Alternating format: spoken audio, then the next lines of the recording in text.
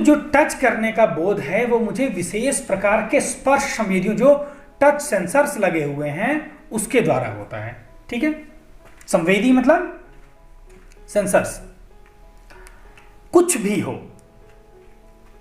कुछ भी हो मतलब इतने सारे काम कर लेता हूं मैं, सब आपको बता दिया कि सब मैं कर लेता हूं, लेकिन कुछ भी हो, कोई भी बात हो, हूं तो मैं तुम्हारा ही बनाया गया मशीनी मानव। हूं तो मैं, यानी मैं हूं, आई एम, तुम्हारे द्वारा बनाया गया। From your side, I have been created by you, तुम्हारे द्वारा बनाया गया, I am created by you.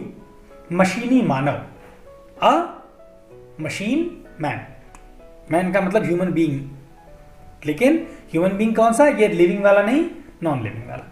तो क्या हूं मैं, जो कुछ हो, एनीथिंग इट इज, मैं क्या कर सकता हूं क्या नहीं कर सकता हूं उसकी बात छोड़ो, लेकिन मैं हूं कौन, I am a machine man which is made by you. ठीक है, आगे। दरअसल, दरअसल का मतलब होता है इन फैक्ट। ठीक है, वास्तव में। दरअसल मतलब इन फैक्ट मैं तुम्हारा सेवक हूं, I am like your servant. जो भी ऑर्डर तुम दोगे आई विल फॉलो। ये तो जो नौकर होता है वही करता है ना। I am like your servant, what ever order you will give I will follow. ठीक है, लेकिन मेरे जैसा सेवक, but a servant like me, तुम्हें कहीं नहीं मिल सकता। You cannot find. कोई भी नौकर रहेगा, उसको भूख लगेगी, वो थकेगा, है ना, गर्मी में काम नहीं कर पाएगा, ठंडी में उसको ठंड लगेगी, है ना। लेकिन रोबोट के साथ ऐसा नहीं है। रोबोट सारे काम कर सकता है, बिना थके लगातार कर सकता है, खाने पीने की भी जरूरत नहीं है। इसलिए रोबोट कह रहा है कि मेरे जैसा मानव, मेरे जैसा मशीनी मानव, मेरे जैसा servant, you will not gate anywhere. ठीक है, मैं भूखा प्यासा, भूखा हंग्री, प्यासा थर्स्टी, बिना कुछ खाए पिए, विदाउट ईटिंग और ड्रिंकिंग, सर्दी और गर्मी में, सर्दी कोल्ड या विंटर गर्मी, हीट या समर, बिना थके, विदाउट बीइंग टायर्ड, बिना उबे, विदाउट बीइंग बोर, अकेला ही, अलोन, काम करता रहता हूं, आई वर्क। फिर से देखो, you cannot find any servant like me because I hungry, thirsty, without eating something, without drinking something, in hot, in cold, है ना, everywhere, without being tired and without being bored. Alone I can work, but a servant, a human being can not. ठीक है, तुम जब तक चाहो, as long as you want, मुझसे काम ले सकते हो। You can ask me to work. काम लेना मतलब किसी से काम करवाना। You can ask me to work as long as you want. I will not deny. ठीक है, काम करवाने की जगह, काम करवाने के लिए, for working, मुझे बर्फीले ठंडक में भेज दो। बर्फ मतलब होता है क्या, आइस। बर्फीले ठंडक में, a place which is very cold like ice, तुम मुझे भेज दो। You just send me, I will work there also, because ठंडी तो मुझे लगेगी नहीं, हार्ड मांस का नहीं है शरीर ना, बोन्स और फ्लैश का। या पसीना लाने वाली तेज गर्मी में, या बहुत ज्यादा हीट हो जिससे स्वेटिंग हो जाती हो इंसान को, वहां भी भेज दो। There also I will work because I don't sweat. दोनों जगह मैं एक जैसी गति से काम कर सकता हूं, in hot weather also, in heat also, in cold also, I can work with the same speed. This temperature will not affect me. ठीक है, आगे। इतना ही नहीं, not only this, तुम किसी गंदे, गंदा मतलब डर्टी, ठीक है, तुम मुझे किसी गंदे मतलब डर्टी, विषैला, कैसे ये शब्द बना? एक शब्द है विष, विष मतलब होता है जहर, मीन्स पॉइजन। तो विषैला क्या हो गया? पॉइजनस, है ना? या वेनमस, वेनम मतलब भी विष होता है। तो सांप आपके विष के लिए, मतलब सांप अगर विषैला है तो उसे कहते हैं वेनमस, ठीक है। कह रहे हैं कि तुम मुझे किसी डर्टी प्लेस पे भेज दो, किसी पॉइजनस प्लेस पर भेज दो, विषम वातावरण, ठीक है। एक शब्द है विषम, विषम का मतलब एक तो ऑड भी होता है, विषम वातावरण में यानी एक ऐसे इन्वायरमेंट में which is not at all favourable, ठीक है, ऐसी condition which is not in favour, वहां भेज दो मुझे, there also I will work, मुझसे काम ले सकते हो, you can ask me to work. मैं बिना चू चपर किए, देखो एक शब्द है चू चपर,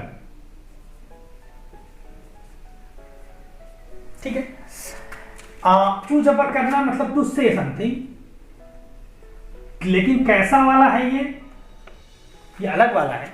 किसी आदमी को काम करने को कहो, आपका नौकर भी है, तो वो ज्यादा काम करने को कहोगे तो गुस्सा होगा, कुछ बोलेगा, है ना, मनी मन बड़बड़ाएगा, है ना। somebody is asking you something to do and you are not willing, लेकिन अब आपको फोर्सफुली करना पड़ रहा है तो आप तरह तरह की बातें करेंगे। लेकिन यहां कह रहा है कि मैं बिना चूज, आई विदाउट सेइंग एनीथिंग, मैं तुम्हारा काम करता रहूंगा, आई विल कंटिन्यू वर्क। मैं तो तुम्हारा, शब्द है आज्ञाकारी, ओबेडिएंट, ठीक है। आज्ञाकारी मतलब हर बात मानने वाला। मैं तो तुम्हारा ऐसा आज्ञाकारी सेवक हूं, सेवक मतलब सर्वेंट, जो बिना हिचक, हिचक मतलब हेजिटेट करना,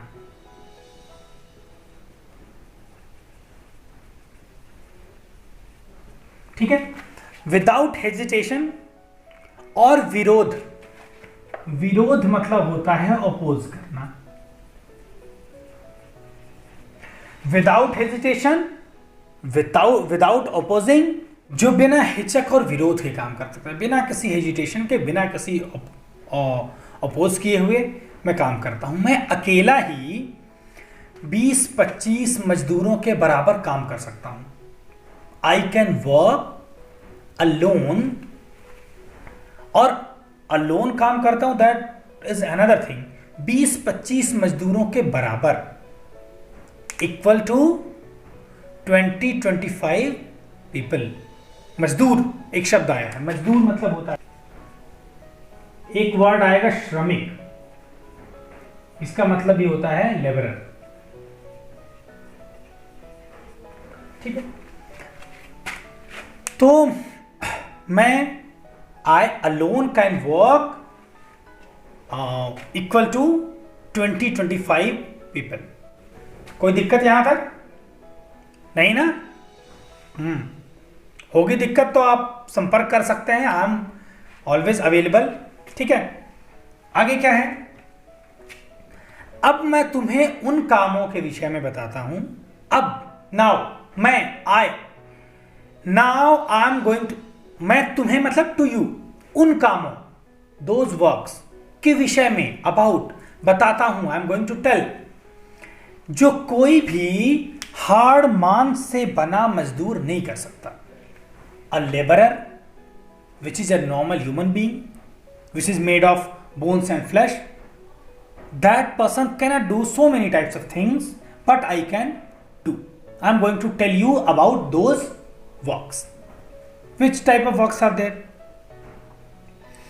कह रहा है, मैं सुलगती हुई भट्टी में, भट्टी मतलब फर्नेस, आप जैसे घरों में चूल्हा जलाते हैं, है ना, वैसे ही अगर कहीं पे कोई फैक्ट्री है, कुछ है वहाँ पर, किसी चीज़ को मेल्ट करना है, पिघलाना है, किसी मेटल को मेल्ट करना है, तो एक फर्नेस होती है, उसमें कोयले जलते हैं, कोल जो है वो जलते हैं, अलग अलग टाइप की हो सकती है वो, और उसमें किसी चीज़ को गर्म किया जाता है, ठीक है। तो सुलगती हुई, सुलगना, सुलगना मतलब होता है जलना। और एक शब्द है भट्टी, भट्टी इज फर्नेस, ठीक है। एक खूब तेज जलती हुई भट्टी है, एक आदमी तो उसके नजदीक ही नहीं जा सकता, इतनी गर्म है ना, फर्नेस है वो। तो मैं क्या करता हूं, मैं उसमें हाथ डालकर, लोहे की हाथ डालकर, ठीक है, अपना हाथ उसमें उसके अंदर ले जाकर लोहे की मतलब आयरन की तपती हुई,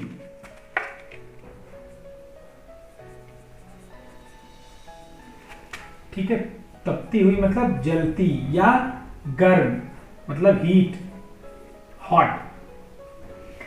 जैसे आयरन की रॉड है, उसको फर्नेस में, उसको भट्टी में डाल दोगे, गर्म करने तो पूरी रेड हो जाएगी, है ना। कैसी हो जाएगी? रेड हो जाएगी, बहुत गर्म, वो आदमी टच नहीं कर सकता उसको, हाथ उसका जल जाएगा। बट अ रोबोट कैन, क्योंकि उसका हाथ तो चलेगा ही नहीं। कह रहा है कि मैं तपती हुई गर्म लाल सलाखों को, लाल मतलब रेड कलर की, मैं भी बताया आपको ना, सलाखों को, सलाख मतलब आयरन रॉड्स, उन रेड कलर की एकदम गर्म आयरन रॉड्स को अपने हाथ से पकड़ सकता हूं। I can hold that, I can catch that. ऐसा करने पर मेरा हाथ नहीं जलता, and even after doing this my hand will not burn, means मेरा हाथ जलेगा नहीं। आप गर्म चीज पकड़ लेंगे तो छाले पड़ जाएंगे, हाथ आपका जल जाएगा, आप टच भी नहीं कर सकते, पकड़ना तो बहुत दूर की बात है। But a robot can. और क्या कर सकता हूं? In the beginning robot told that so many works I can do which you can not, जो तुम नहीं कर सकते। तो उसमें से ही एक है यदि, मीन्स इफ, किसी भवन में, भवन मतलब घर, किसी घर में आग लग जाए ना, if any home, any house cot fire, तब क्या होगा? मैं, अब एक घर है उसमें द हाउस कॉट फायर, अब क्या होगा? एक आदमी उसमें नहीं जा सकता बिकॉज वो भी जल जाएगा, है या नहीं? लेकिन रोबोट जा सकता है, उसको तो जलना ही नहीं है। यदि किसी भवन में आग लग जाए, अगर किसी घर में आग लग जाए, कोई फायर उसमें हो जाए, तो क्या होगा? मैं बिना डरे, विदाउट बीइंग फियरफुल, लाइक मुझे तो डर ही नहीं लगता, डर कैसे लगेगा उसको? प्रोग्रामिंग ही नहीं है ना, दिमाग में उसके डर नाम की चीज ही नहीं है। और घबराना मतलब परेशान होना, तो न मैं डरूंगा, न मैं कोई परेशानी मुझे होगी। मैं आग बुझाने के लिए, उस आग को बुझा देना मतलब उस आग को खत्म कर देना, समाप्त कर देना, उसके लिए मैं उस भवन में प्रवेश कर सकता हूं। भवन मतलब घर, प्रवेश मतलब एंटर। उस फायर कैचिंग हाउस में मैं एंटर कर सकता हूं और वहां के लोगों को बचा सकता हूं। वहां फंसे मतलब कॉट, या रोबोट आगे कह रहा है कि मुझे कितने ही गहरे समुद्र में डुबा दो, है ना, गहरा यानी डीप।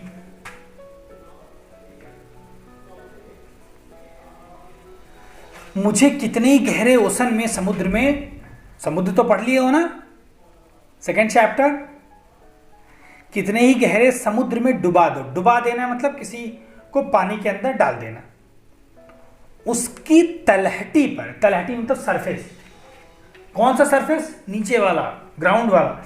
जैसे मान लो ये समुद्र है ना, खूब गहरा होगा, कहीं तो कहीं ग्राउंड होगा उसमें ना, हाँ, ये मान लो सब पानी भरा हुआ है, तो ये जो पोर्शन है ये कहलाएगा उसकी तलहटी, उसका सबसे नीचे वाला लेवल, जो ग्राउंड का लेवल है, पानी का लेवल नहीं, ग्राउंड लेवल, ठीक है, ये हो जाएगा उसकी तलहटी। तो ये मान लो ओशन है, कह रहे हैं कि इसमें मुझे आप कितना भी नीचे डुबा दो, मैं एकदम नीचे चला जाऊंगा और उसकी तलहटी में, इसके तल में, इसकी नीचे जहां पे ग्राउंड है वहां जाकर तुम्हारी किसी भी खोई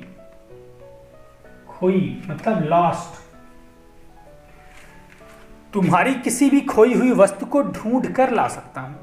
कोई भी चीज में ढूंढना मतलब खोजना, ढूंढ कर ला सकता हूं यानी सर्च करके, कोई भी चीज में खोज करके सर्च करके ला सकता हूं। ठीक है, आदमी तो नहीं जा पाएगा यहाँ, है ना, बहुत मुश्किल होगी। लेकिन रोबोट को, उसे कुछ हो भी गया तो बाहर निकाल के फिर उसको सही कर देंगे। इंसान को कुछ हो गया तो मर जाएगा ना, तो मैं जा करके ये सारे काम कर सकता हूँ। फिर जैसे कई बार ऐसा होता है कि जो शिप्स होते हैं वो कई बार बैल फंक्शन हो जाते हैं या डूब जाते हैं, तो डूब करके एकदम यहाँ चले जाएंगे, है ना। तो रोबोट्स के सहारे और इंसानों को भी ले जा करके फिर उन चीज़ों को वहाँ से खोजा जा सकता है ना। टाइटैनिक को इसी तरह से ढूंढा गया। तो कुछ वर्ष पहले तुमने मेरी ऐसी ही बहादुरी की कहानी पढ़ी होगी। बहादुरी मतलब ब्रेवरी, कहानी मतलब story. A few years back, you must have heard one story about me. ठीक है, क्या हुआ? जब कनिष्क नामक, पहले तो वर्ड पढ़ लो, कनिष्क, ठीक है, क्या है ये? कनिष्क नामक विमान मतलब फ्लाइट, एरोप्लेन, दुर्घटनाग्रस्त मतलब it was caught in an accident, होकर सागर में डूब गया था, समुद्र में डूब गया। कैसे डूबा? एक एरोप्लेन था, नाम था Kanishka.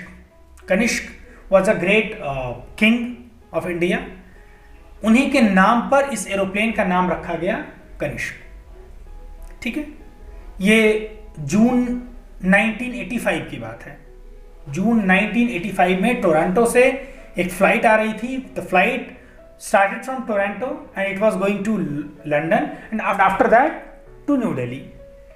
But what happened? Some terrorists entered in that aeroplane and near Ireland, when the plane was on 30,000 plus height, then a big blast was there in that aeroplane. एक बड़ा ब्लास्ट हुआ, पूरा एरोप्लेन आग जैसे फिल्मों में देखते हो ना, वैसा हुआ। 22 crew members were there, Indians, because the aeroplane was connected from India. 22 crew members and 2 passengers were there of India, from India. They died, and total 307 passengers and 22 crew members means total 329 people died.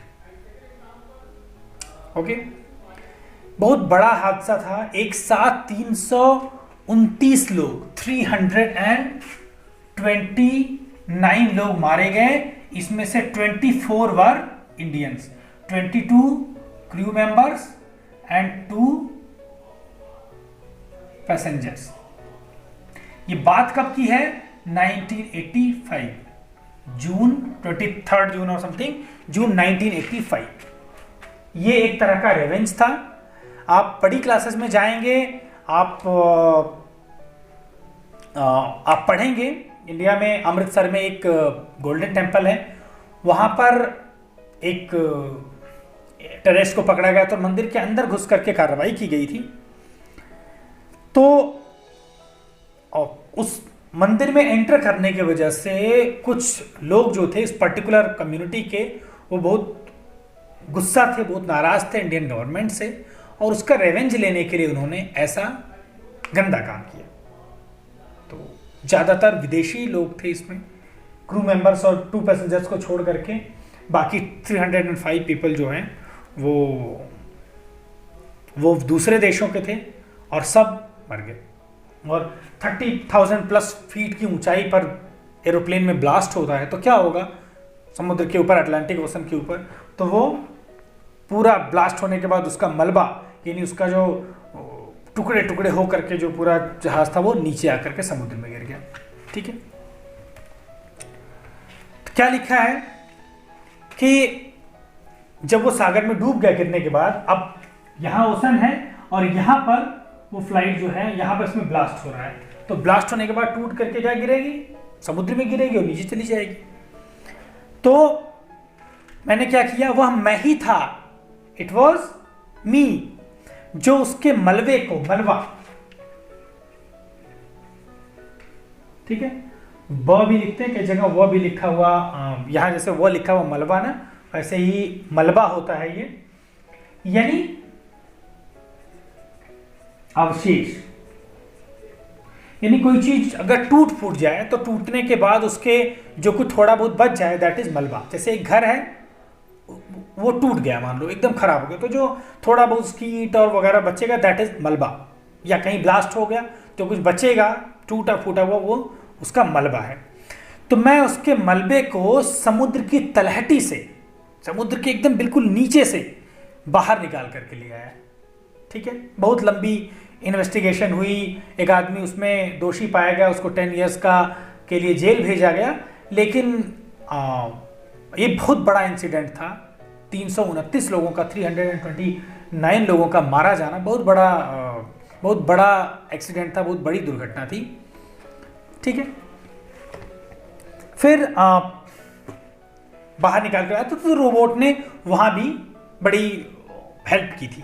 तो robot कह रहा है कि मैंने उस time भी बड़ी help की थी। ठीक है, आगे कह रहा है मनुष्य अपनी बुद्धि के बूते पर, बूता, अपनी बुद्धि के बल पर, यानी अपनी बुद्धि की वजह से, बिकॉज ऑफ दैट, बुद्धि मतलब इंटेलिजेंस, विट, मनुष्य अपनी बुद्धि के बूते पर चंद्रमा की सतह पर जा पहुंचा है। मून, चंद्रमा मतलब मून, तो मनुष्य जो है कहां चला गया है, मून पर चला गया है, चांद पर चला गया है, और वहां जाकर अब मैं ही, अभी तो आदमी गया है ना, इंसान गया है, बट बिफोर दैट मैं ही उससे पहले चंद्रमा की सतह पर गया था। पहले मैं गया था वहां पर, पहले रोबोट को भेजा गया था और वहां जाकर वहां की मिट्टी खोद कर लाया था। मिट्टी मतलब, मिट्टी जानते हो ना, वहां जाकर के वहां की मिट्टी मैंने खोदी, सॉइल वहां की ली, इसको लेकर के उसके बाद इन्वेस्टिगेट करके पता किया जा सके कि वहां पर लाइफ है या नहीं है। ठीक है, तो मैं वहां से मिट्टी लेकर आया था। चंद्रमा तो चंद्रमा, this thing was about moon. मैं तो मंगल ग्रह पर भी जा चुका हूं, I have visited Mars also, Mars the planet, Viking probe में। तो वाइकिंग प्रोब क्या है,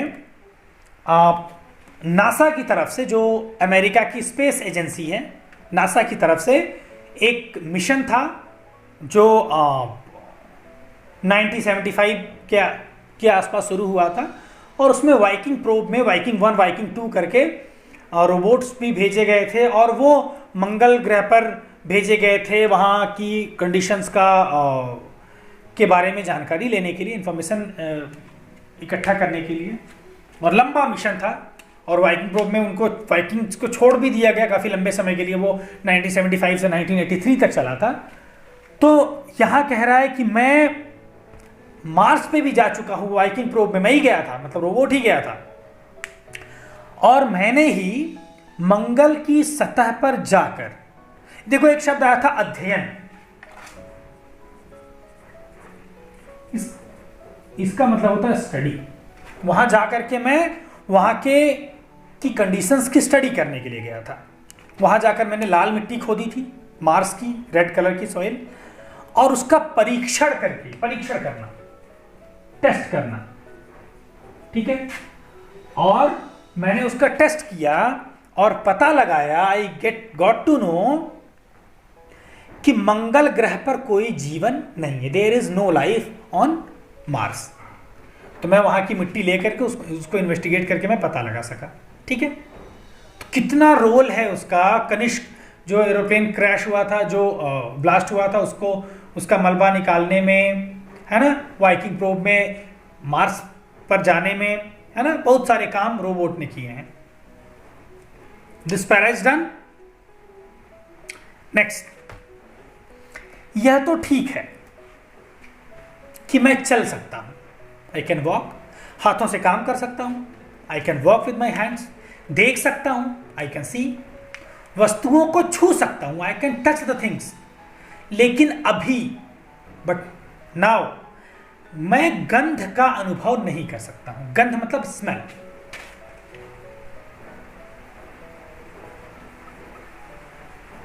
I cannot feel the smell, I cannot smell. यदि तुम चाहो, इफ यू वॉन्ट, कि मैं बगीचे से फूल तोड़ लाऊं, that I go to some garden and I pluck some, तोड़ना मतलब प्लक, PLUCK, फूल तोड़ लाऊं, कोई फ्लावर ले आऊं, तो यह काम मैं कर तो सकता हूं। This work I can do. लेकिन कौन सा फूल? But which type of flower? गुलाब का या गेंदे का? अब रोज फ्लावर और मारीगोल्ड, यह मैं नहीं चुन सकता। This I cannot select. Why? Because I cannot smell. Rose की स्मेल अलग है, मारीगोल्ड की स्मेल अलग है। मैं उन दोनों में डिफ्रेंशिएट नहीं कर सकता, क्योंकि मुझे अभी, मैं स्मेल को सेंस नहीं कर सकता, मैं अभी स्मेल को फील नहीं कर सकता। ठीक है, मेरी अंगुलियों में, इन माई फिंगर्स, और हाथों में, एंड इन माई हैंड्स, कई प्रकार की गतियां हैं। So many types of movement, गति।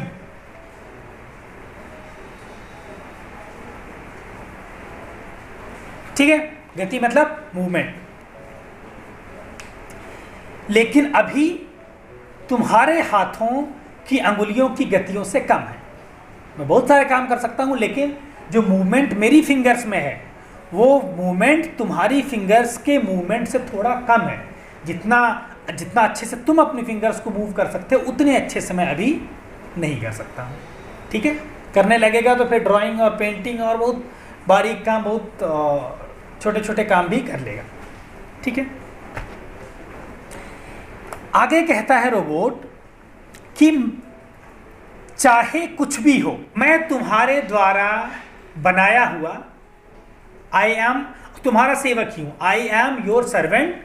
आने वाले कुछ वर्षों में, इन अपकमिंग ईयर्स, मैं तुम्हारे काम का बोझ, एक जगह बोझ का मतलब लोड आया था ना, यहां बर्डन, बोझ मतलब बर्डन। आने वाले समय में मैं तुम्हारे काम का बहुत बोझ कम कर दूंगा। I will take your burden, means the burden of work I will make it less. ठीक है, मेरी सहायता से, विद माई हेल्प, तुम्हें सप्ताह में, सप्ताह मतलब वीक, WEAK नहीं, WEEK, मैं तुम्हें सप्ताह में 40 घंटे काम नहीं करना पड़ेगा। 40 मीन्स 40। ठीक है, घंटे means hours. 40 hours in a week means approximately 6 hours per day. हम लोग 6 आवर्स पर डे काम करते हैं ना। कह रहा है कि एक हफ्ते में 40 आवर्स काम करने की जरूरत नहीं पड़ेगी, तुम्हारा सारा काम मैं कर दूंगा, रोबोट कह रहा है ना। बहुत जगहों पर है भी जहां पर रोबोट्स के माध्यम से काम करवाए जाते हैं। मेरी सहायता, तुम्हारा काम करने का समय, योर वर्किंग टाइम, मैं कम कर दूंगा। मैं उसको 40 आवर्स को घटा करके 10-20 आवर्स कर दूंगा। मतलब तुम थोड़ा सा काम करोगे, मुझे ऑर्डर दोगे, बाकी काम मैं कर दूंगा। मेरी सहायता से, विद माई हेल्प, तुम भविष्य में, इन फ्यूचर, छुट्टियां भी अधिक ले सकोगे। छुट्टी मतलब लीव। तुम with my support, with my help, you will get more leaves in future. यह भी हो सकता है, this thing also we can do, this thing also can be done, कि तुम घर बैठे ही एट योर होम अपने कंप्यूटर द्वारा विद योर कंप्यूटर मुझे काम करने का आदेश दे दो। You just order me to work. आज ऐसा हो भी रहा है ना, all of us are doing work from home. तो कह रहा है कि आगे चल करके ऐसा हो सकता है कि तुम घर से ही you just order me from your computer and मैं तुम्हारी गैर हाजिरी में, एक शब्द है गैर हाजिरी, उर्दू का शब्द है ये, हिंदी में क्या होता है? गैर हाजिर का मतलब होता है एब्सेंट, हिंदी में होता है अनुपस्थित। गैर हाजिरी मीन्स एब्सेंस, मीन्स अनुपस्थिति, ठीक है। इन योर एब्सेंस मैं तुम्हारा सारा काम करता हूं, I will do all of your work. अंत में, इन द एंड, मैं एक बात जरूर कहना चाहूंगा, आई वॉन्ट टू से अ थिंग, वॉट, मैं चाहे कितना भी चतुर, चतुर मतलब होता है क्लेवर, दक्ष, स्किल्ड, चाहे आगे चल करके मैं कितना भी चतुर और कितना भी दक्ष हो जाऊं, कितना भी क्लेवर और कितना भी स्किल्ड हो जाऊं, रहूंगा तो तुम्हारा गुलाम। गुलाम भी उर्दू है, हिंदी में हो जाएगा दास यानी स्लेव, लेकिन रहूंगा तुम्हारा गुलाम, I will remain your slave, ठीक है। क्यों? क्योंकि मैं तुम्हारे ही मस्तिष्क की उपज हूं। मेरा जो कंसेप्ट है, मुझे बनाने का जो कंसेप्ट था, वो कहां आया था? वो तुम्हारे दिमाग में आया था। I came into existence because of your thought, ठीक है। उपज का मतलब होता है आपको किसी चीज का पैदा होना, प्रोड्यूस होना, ठीक है। तो मेरे बनाने का जो कंसेप्ट था वो कहां उपजा था, कहां पैदा हुआ था? तुम्हारे ब्रेन में। तो तुम कुछ भी कर सकते हो, कुछ कैसा भी मुझे बना सकते हो, ठीक है। तो यहां जाकर ये पार्ट खत्म हो जाता है। चैप्टर के लास्ट में मैं आपको बताता हूं, 2 फिल्में, एक ट्रांसफॉर्मर्स आपने देखी होगी, बड़े बड़े रोबोट्स बने हुए हैं ना, और वो आपस में लड़ाई करते हैं, दुनिया बचाना और उसे नुकसान पहुंचाना। एक फिल्म आई थी साउथ सिनेमा की, रोबोट, और उसमें रजनीकांत हीरो थे, और उन्होंने कहानी में उन्होंने एक रोबोट बनाया है ना, चिट्टी नाम उसका दिया हुआ था, आपने देखा होगा, मैं आपको पोस्टर दिखा भी रहा हूँ। तो उसमें क्या करते हैं, वो रोबोट बना तो देते हैं, लेकिन फिर उसमें मतलब इमोशंस भी डाल देते हैं। ये जो रोबोट है ये इमोशंस नहीं सेंस कर सकता, मतलब उस तरह से इमोशंस नहीं है इसके अंदर, लेकिन वो जो है वो अपनी स्किल दिखाने के चक्कर में, अपनी काबिलियत बताने के चक्कर में, वो उसमें जो उसका विलन होता है वो उसका मिसयूज करता है, और पूरा डिस्ट्रॉय करने पर वो रोबोट लगा हुआ है। बाद में उसको जो है डिसअसेंबल किया जाता है, हाँ, और उसके बाद से सारी चीज़ें नॉर्मल हो जाती है। लेकिन ये चीज़ दिखाया हुआ है उस फिल्म में भी कि अगर आप रोबोट बना रहे हैं और वो अगर आप उसको उस तरीके से बना दें, उसमें इमोशंस भी डाल दें और सब कुछ वो अपने आप करने लगे, तो फिर आप उसमें कुछ नहीं कर पाएंगे, और फिर वो अगर कोई मिसयूज उसका करना चाहे, किसी गलत व्यक्ति के हाथ में लग गया, तो वो पूरी दुनिया में बहुत ज़्यादा हार्म पहुँचा सकता है, ठीक है। तो साइंस को हमें यूज़ करना है, लेकिन अच्छे से अच्छे सेंस से यूज़ करना है, और कोशिश करनी है कि उसका केवल अच्छे कामों के लिए इस्तेमाल हो, वो लोगों का के वेलफेयर के काम में आए, लोगों को हार्म पहुंचाने के काम में ना आए, ठीक है। तो धन्यवाद, आज के लिए सिर्फ इतना ही।